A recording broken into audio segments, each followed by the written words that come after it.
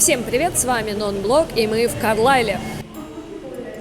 Я, честно говоря, не знаю, как вместить в один выпуск все про Карлайл, про город, про клуб, тем более, что у меня здесь всего один день. Но начнем с того, что этот город всего в 16 километрах от Шотландии. Он был то шотландским, то английским. Вот смотрите, да? Лев и единорог. Англия и Шотландия. Ну и, собственно, здесь играет клуб Carlisle United, который... С чего же начать? История у него огромная. Ну, а этот поезд только что уехал в Глазго. Ну, естественно, почти все поезда в Шотландию проходят через Карлайл. Пока-пока!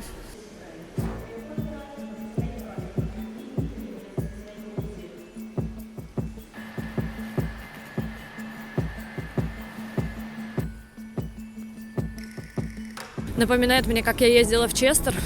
Вышла, офигела от красоты города и чуть не опоздала на футбол.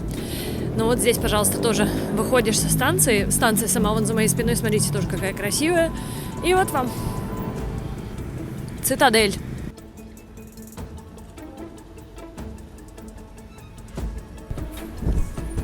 А вот здесь история написана, смотрите.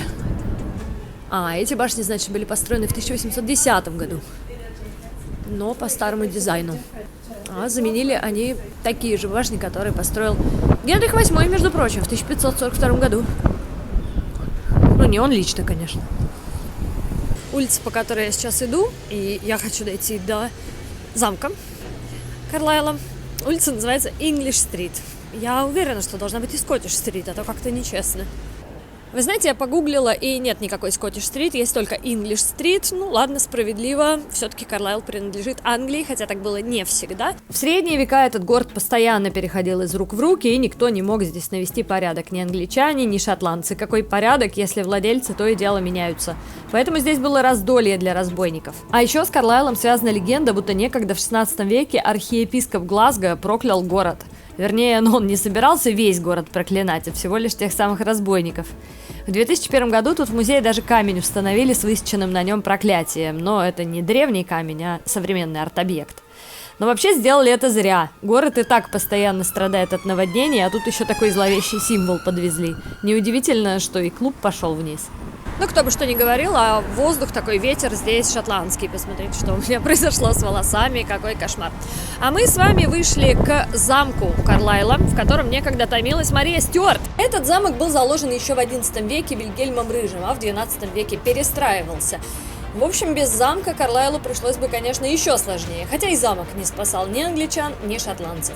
Ну, а в 1568 году в Англию приехала Мария Стюарт, королева шотландская, кузина Елизаветы I, искать поддержки у английской королевы. Но не нашла. Вместо этого ее заточили в этом замке, где она провела пару месяцев, а потом ее переводили в другие английские тюрьмы, пока не казнили. Ладно, пойдемте отсюда. Как-то не очень уютно, да? Тем более, что внутрь нас не пустят.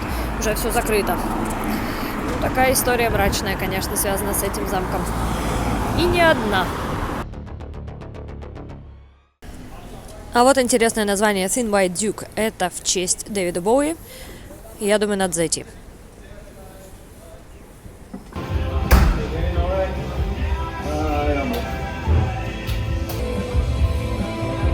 Cheers. Действительно очень атмосферный паб в бывшем монастыре. И на бокалах действительно Дэвид Боуи изображен. Правда, музыка немного другая. Не Дэвид Боуи, во всяком случае, сейчас тут играет. Меньше всего на свете я, наверное, ожидала услышать здесь постпанк на русском языке.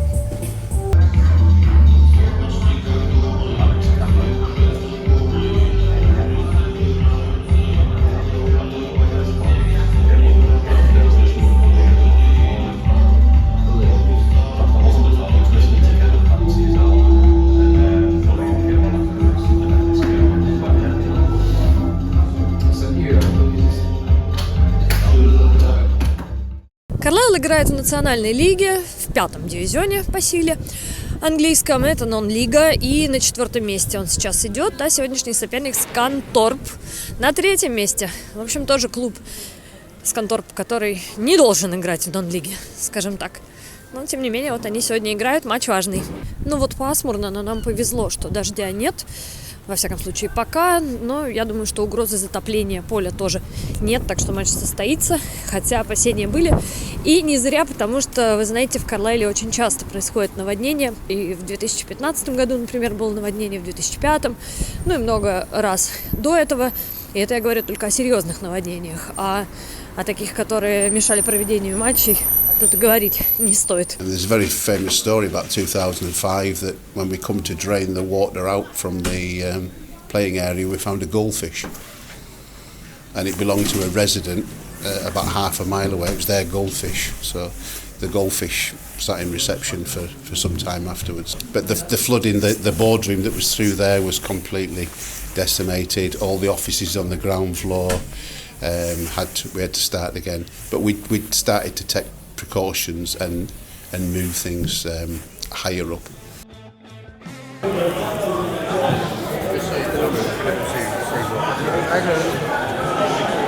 Well, legend has it that the first ever international game was played in the grounds of Carlisle Castle. That was between Scotland and England, and it was watched by Mary Queen of Scots. But I don't think that's corroborated, and there are different versions. But that's the story that we like to tell people, that Carlisle City hosted the first ever international football game.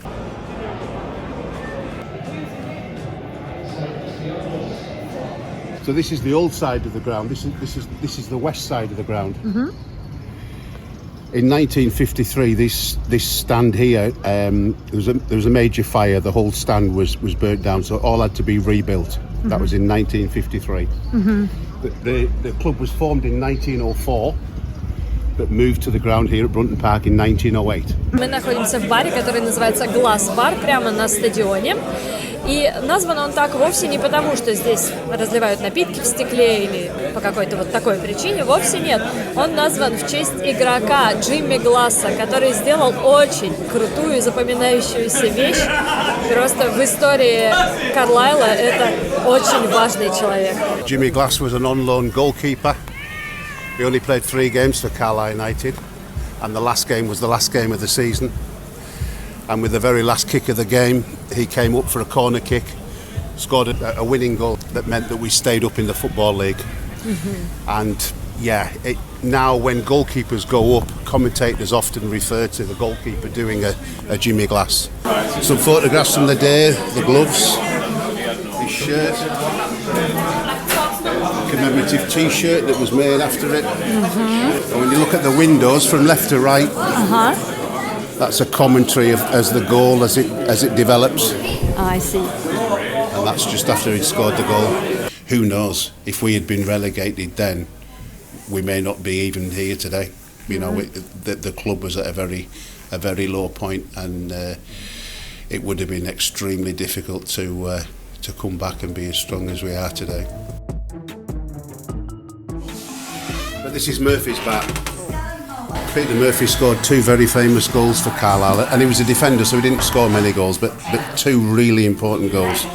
He scored the goal to take us back into the Football League in the playoff final against Stevenage, and he scored the goal at Wembley when we beat Brentford to win the Football League trophy. Mm-hmm. As a club, we've appeared in the most finals of that competition 6 times, won it twice.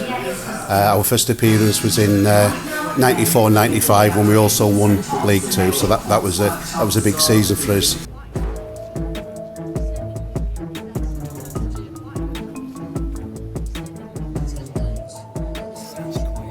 How long you work here for Carlisle United?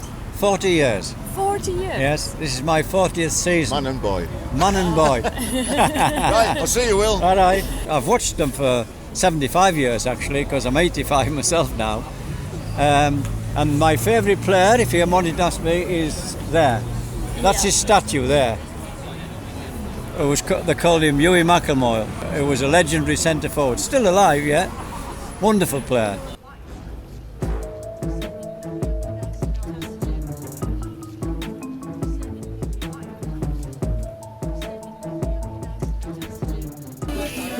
One thing that we always do extra on a match stage, we put a player behind the till to let them have a go at serving the customers. So we've got so you can serve by a player. Yeah.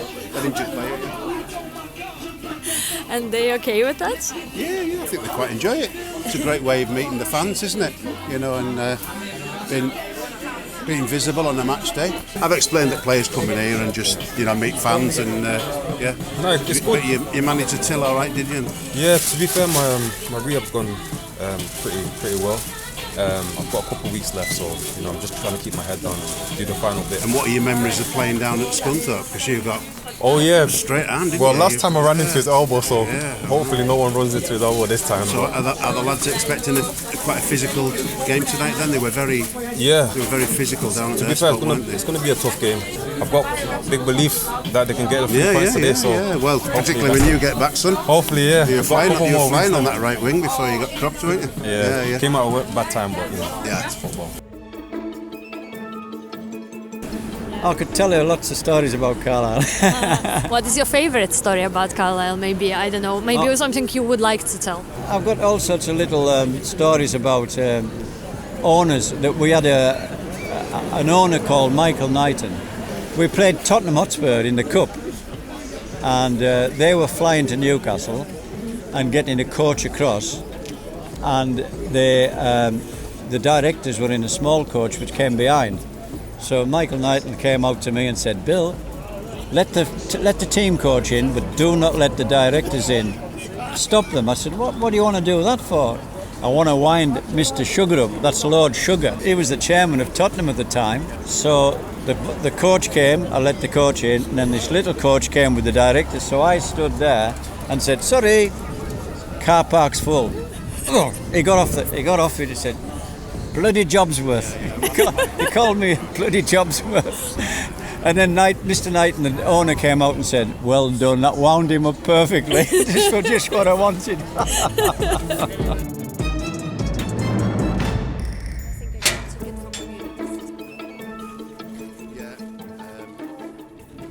Вот мы с вами на стадионе Карлайла буквально перед матчем. За несколько минут сейчас начнут запускать болельщиков. Поливают газон сейчас. Главное, чтобы нас не полили. And yet, despite even in the middle of winter, I mean, I don't know how often you get to come this close pitch side, but tell me what you think about the quality of that pitch. That's beautiful. It's got to be one of the best in the country. We're very close to the rivers. We've talked about the floods before, so you know the drainage has got to be very, very good. This whole stand was rebuilt after the fire in 1953. Mm-hmm.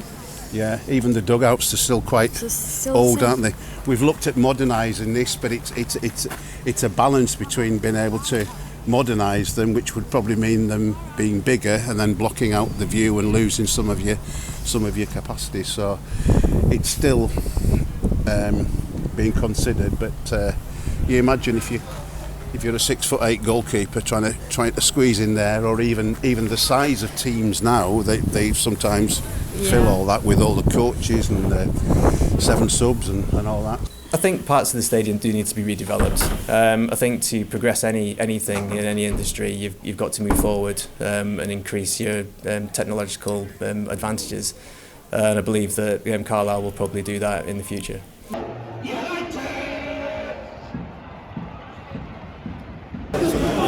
С очень большими именами связана история Карлайла. Ну, начнем с Билла Шенкли, наверное. Yeah, so there was an exhibition a couple of years ago in the main library in Carlisle, 120 years of Carlisle United. And Bill Shankly managed Carlisle United as his first team when he retired from playing, before he moved on to Liverpool. Always kept an eye on how Carlisle were doing. And some of the stuff in the museum was unbelievable. You know, letters written to directors saying, "Don't worry, I'll sort you out a place for the cup tie against Leeds in 1950." Just the sort of memorabilia that you don't get, those sort of handwritten letters now. И, кстати, был очень рад за Карлайл, когда случилось восхождение клуба, когда он в итоге добрался и до высшей лиги английской, но, правда, Билл Шенкли к тому моменту уже тренировал Ливерпуль и даже уже ушел с поста главного тренера Ливерпуля, но тем не менее. Peter Beardsley played for Carlisle when I was a young lad at school, and we knew he was good then. We didn't know how good he was going to be, that he was going to play for Liverpool and England and formed that great partnership with Gary Lineker. But he was a really, really top player. Just the sort of ability that your average colour player doesn't have. Ну и Марк Хьюз, нынешний тренер Carlisle United, тоже имя известное, громкое, большое, знаменитое. Марк Хьюз, тренер Карлайла. Did he change something? Brought something from himself to the club? I'd probably say a different mentality he brought into the club, probably a different way of playing, different personnel in different positions. But I'd say it's a work in progress, and we'll have to see how it materialises towards the end of the season. Видите Марка Хьюза?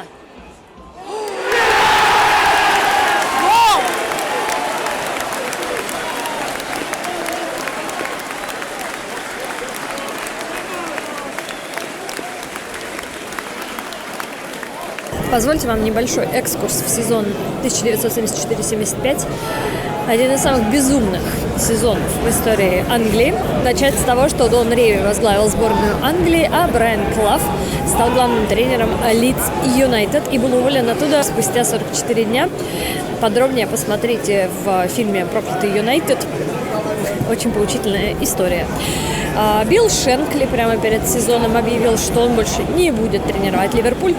И Боб Пейсли занял его место, но вы знаете, чем все это закончилось. Манчестер Юнайтед вообще был во втором дивизионе в сезоне 74-75. То есть вы представляете себе градус безумия, да?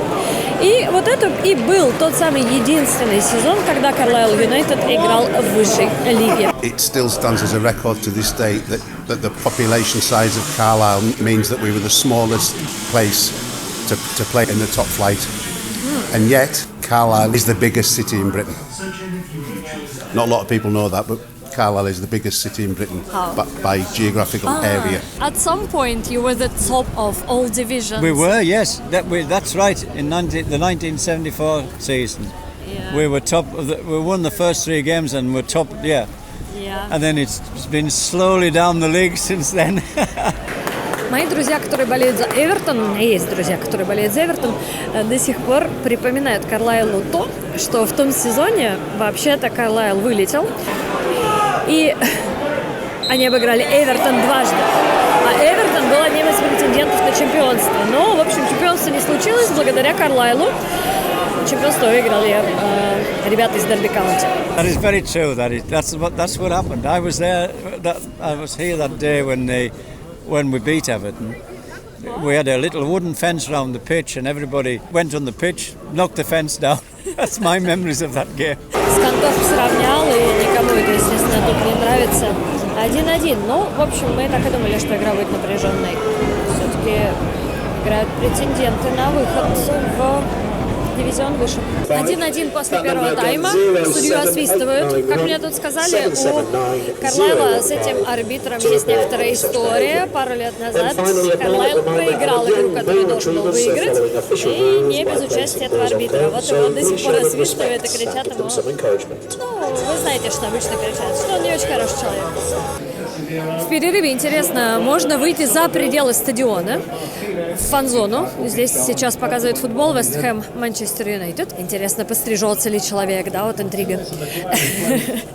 И здесь можно, естественно, выпить, поесть, ну а потом вернуться на стадион, просто покажи свой билет, да и все. Additional fan zone. Yeah, this is the Warwick Road fan zone. So again, another screen here. Huge investment on the toilets here was just a wall. Yeah.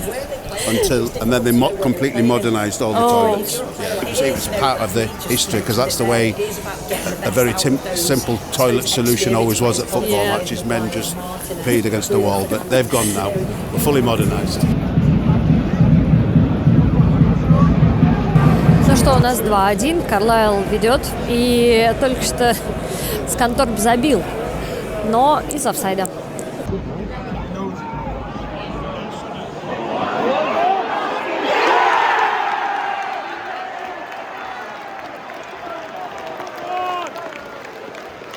Интересно, что на эмблеме у Carlisle United 2 виверна, но исторически они ассоциируются с лицами Foxes, и маскот у команды это Фокс, лиса по имени Ольга. The most simple explanation I've heard for Olga is it's an anagram of the word goal. But there are 3 or 4 different variations as to how the mascot became known as Olga. Добавленное время идет, был комфортный счет 3-1, но Сканкоп забил 3-2 и еще играть некоторое время, но я надеюсь, что недолго. Прониклась я, короче, Карлайлу.